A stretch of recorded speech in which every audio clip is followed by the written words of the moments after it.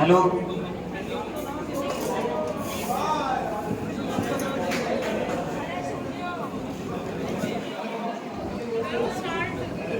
करो स्टार्ट। झगड़ा ना हो, बैठ जाओ अबे।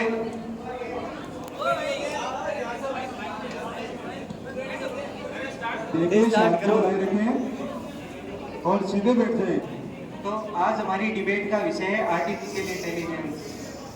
आर्टिफिशियल इंटेलिजेंस के बारे में हम सबसे पहले जानने का प्रयास करते हैं कि आधुनिक जो विश्व है उसके लिए, उसके डेवलपमेंट के लिए, रैपिड डेवलपमेंट के लिए आर्टिफिशियल इंटेलिजेंस एक आशीर्वाद के रूप में आया है। आर्टिफिशियल इंटेलिजेंस क्या है? एक मानव का एक प्रोडक्शन है, मानव के दिमाग की उपज है।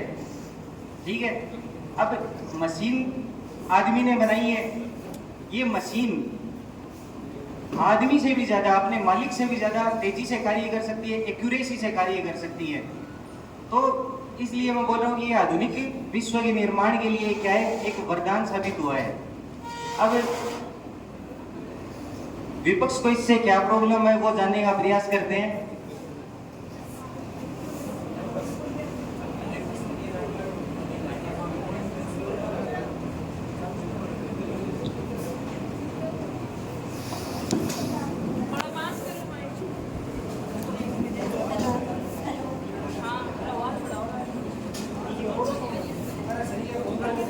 जिस प्रकार मेरे विपक्ष ने बताया कि ये मानव से भी ज़्यादा तेजी से काम कर सकती है, लेकिन ये मानव से बनाई हुई मशीन हम बिना इनपुट दिए देंगे तभी ये आउटपुट देगी। बिना इनपुट दिए ये कोई भी काम नहीं करेगी। और जो दूसरा पॉइंट इन्होंने रखा कि वो बिना मिस्टेक के काम कर सकती है, तो आपने अभी चैट जीपीटी का भी यूज़ किया है, उसके नीचे लिखा हुआ आता है it can make mistakes, please check your important information.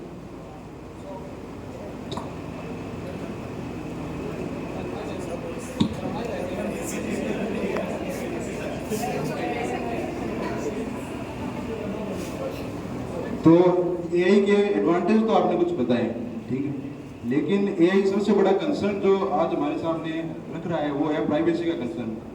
Privacy AI के कारण बहुत ज़्यादा हैम्पर हो सकती है हमारी, क्योंकि एआई का यूज अलग अलग जो ऐसी संस्थाएं हैं जो कि अनएथिकल है और इलीगल भी हैं, वो भी हमारी प्राइवेसी को चुरा रही हैं और उसको हैम्पर करने की बहुत ज़्यादा कोशिश कर रही हैं। इसका पहला एग्जाम्पल हमको देखने को मिलता है 2018 में।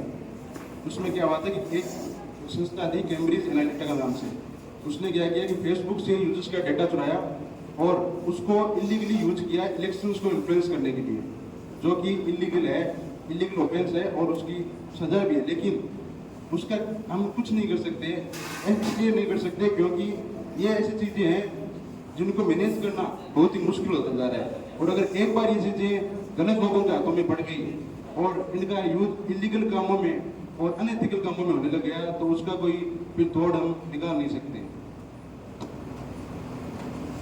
जैसे कि हमारे विपक्ष ने बताया कि मशीन इनपुट देने के बाद में आउटपुट देती है, सेम ही कंडीशन ह्यूमंस के साथ है। आप किसी को कुछ फाइल्स देंगे, उस हिसाब से वो वर्क करेगा, पर जितना जो मशीन वर्क कर सकती है ना, उतना इंसान कभी वर्क नहीं कर सकता। इसलिए इसके मैं सपोर्ट में हूँ कि एआई जितना आपको कैलकुलेशन जितना फास्ट चाहिए ना, जिस इनपुट पे आपको जो आउटपुट चाहिए ना, वो जितना एआई दे सकती है उतना इंसान ह्यूमन के पॉसिबल नहीं है।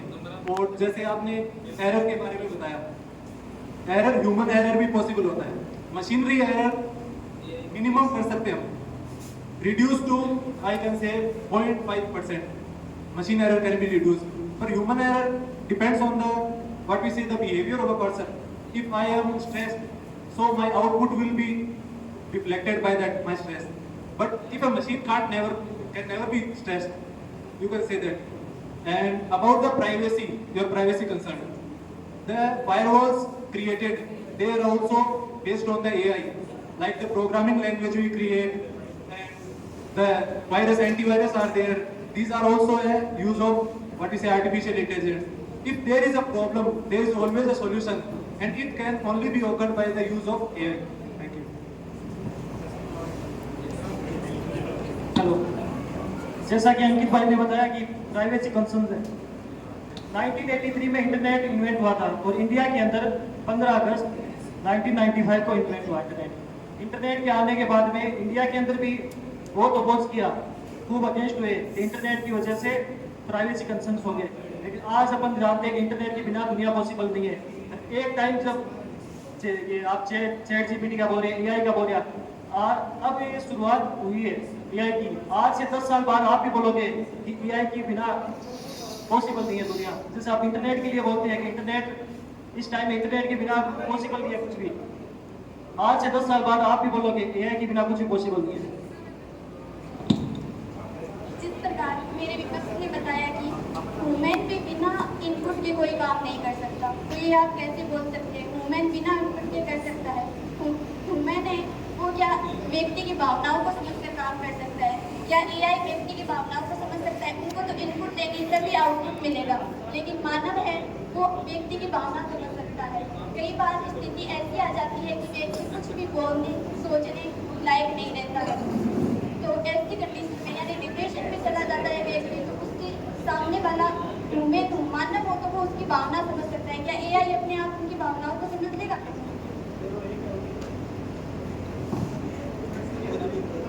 दूसरा भी इन्होंने कहा था कि क्रिएटिविटी, ह्यूमंस में क्रिएटिविटी होती है, एआई में वो क्रिएटिविटी आपको देखने को नहीं मिलेगी उतनी।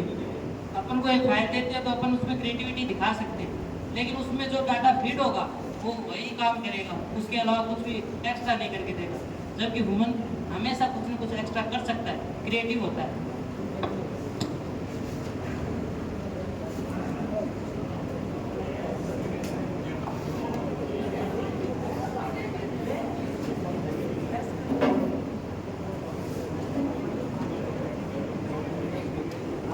क्रिएटिविटी का जॉब,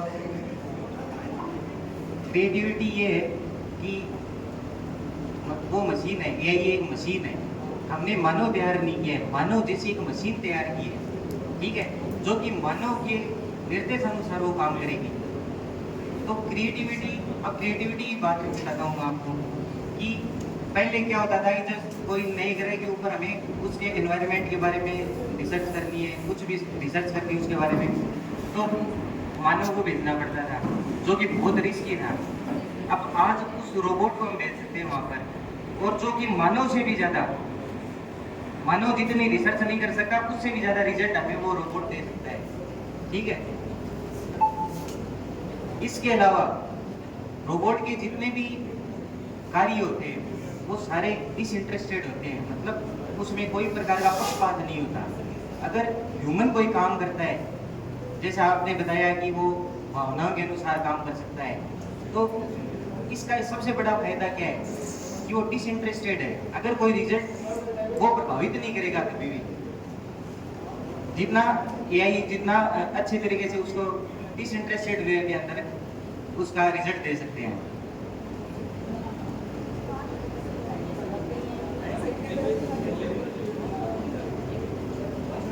देखिए, विपक्ष ने एक अच्छा पॉइंट दिया है कि मानव में नैतिकता भी होती है और मानव भावनाएं समझ सकता है। अगर कोई डिप्रेशन में है तो उसकी भावना समझ सकता है, जबकि रोबोट नहीं समझ सकता। देखिए, एआई हमें हमारे काम करने के लिए चाहिए, न कि हम इस चीज का ऑप्शन ढूंढ रहे हैं कि हमें बच्चे पैदा नहीं करने पड़े, हम बच्चों की जगह एक रोबोट ही रख लें। हम ऐसा ऑप्शन नहीं ला रहे हैं। जो एआई का काम है हम उससे वही करवाएंगे, न कि हम ऐसा कर रहे हैं कि भाई बच्चे पैदा करने बंद कर दो, रोबोट ही पैदा कर लो ताकि वो मानव के सारे ही काम कर दें। तो ये तो हमारा है भी नहीं कि हम सब कुछ ही रोबोट से करवा लें। इसी से हमारी मानवता बची रहेगी। हमारे पास जो दिल है वो रोबोट के पास नहीं है। यही एआई के पक्ष में सबसे बड़ी बात है। अगर ये चीज भी अगर रोबोट में आ गई तो उसके बाद में मेरे ख्याल से मानव प्रजाति सबसे बड़े खतरे में होगी। तो ये तो अच्छी बात है कि रोबोट में नैतिक, वो जो आप कह रहे हो कि वो भावना ही नहीं समझता, ठीक है, उससे अपने को अपना काम करवाना है। हमें अपनी भावनाएं मनुष्य को ही हम समझाएं तो हमारे लिए ज्यादा बढ़िया होगा।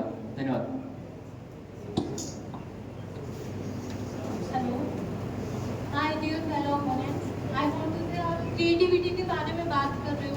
तो जब एआई का इन्वेंशन हुआ था तो लोगों ने सपोज किया था कि आने वाले कुछ सालों में सबसे पहले जो जॉब्स जाएंगी वो जैसे वर्कर्स की जॉब्स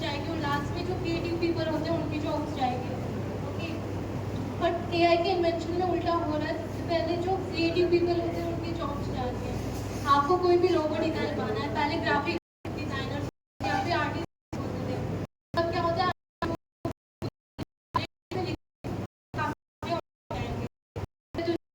क्या बात हो तो इसकी वजह से उन लोगों की भी जॉब आ रही है जो कि क्रिएटिव है। एंड देन संजय बोल रही रिपोर्ट पैदा कर लो, तो we all know that it's not possible.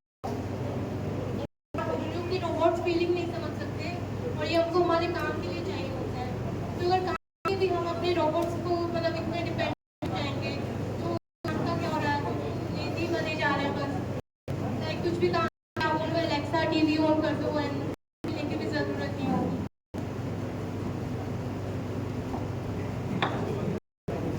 जैसा कि हमारे संजय भाई ने बताया कि रोबोट पैदा करना, हम बच्चे के रोबोट पैदा नहीं कर रहे, हम काम के लिए कर रहे हैं। नौकर भी तो हो सकता है, बच्चा ही होना जरूरी है क्या?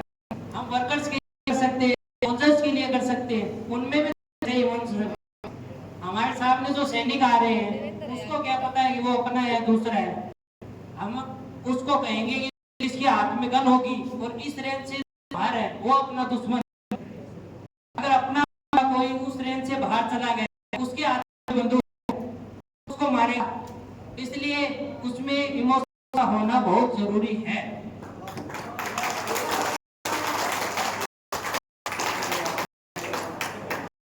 कि आपने उसको ऐसी बात कही उसके हाथ में गन है, रोबोट की फॉल्ट नहीं, आपने प्रोग्राम ही ऐसा तैयार किया है जिसमें पहले से फॉल्ट है ऑलरेडी। तो आप बताओ उसकी पहचान वह कैसे करें?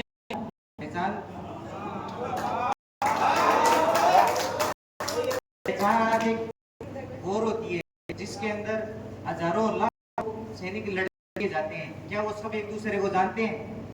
ड्रेस पहचान होती है, यूनिफॉर्म उनकी पहचान होती है। रोबोट के अंदर भी आपको, प्रोग्राम के अंदर भी वही पहचान आपको पड़ेगी।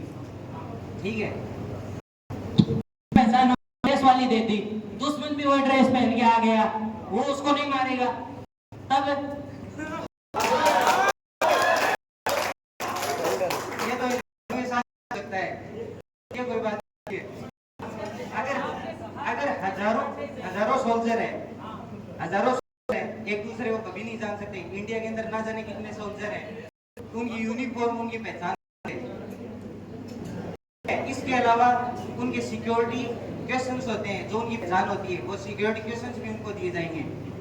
टेंगो चार्ली क्वेश्चंस की बात कर रहे हो आप, उनका क्या क्वेश्चन था? उनका क्वेश्चन था कि ग्राफिक डिजाइनर की पोस्ट खत्म होगी जो कि एआई कर रहा है ये ऐसे काम। एक टाइम था जब